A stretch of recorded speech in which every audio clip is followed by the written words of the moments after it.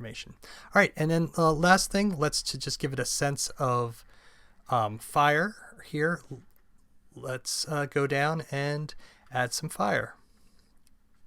Oh, and one thing before we do that, let's actually go over here and we're going to select the grid. We're going to select that line by holding down Shift and that rectangle, and we're going to group. And once again, the way I'm selecting all these is I'm clicking on these little targets here, right there, right next to those, and I'm hit Command G to group those, and then we'll call that panel, just to be safe. All right.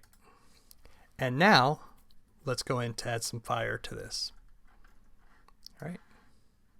So we're just going to lift this guy up a little bit so we can have the fire underneath.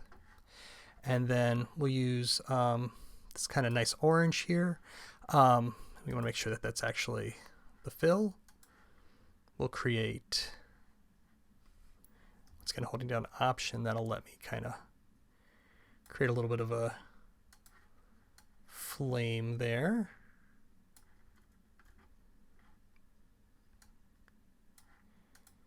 All right, and then you know what I think would be cool is let's kind of cut that off. So once again, just think of this as cookie cutters.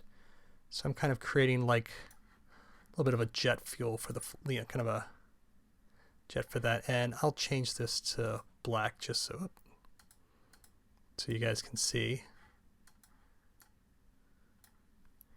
So that gives me kind of a nice sense of a kind of a flame there. Let's actually just bring this out just a little bit. Once again, holding down Option here. All right, that's good. Select both of these, Shift M, Option to get rid of, and then let's actually copy and paste that, and then we'll make this one yellow, and we'll shrink it down.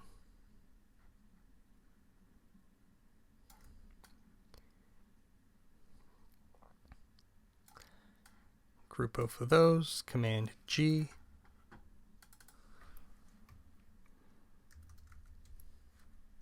Flame, and then once again Command Shift, and then that bracket to kind of bring it into the background.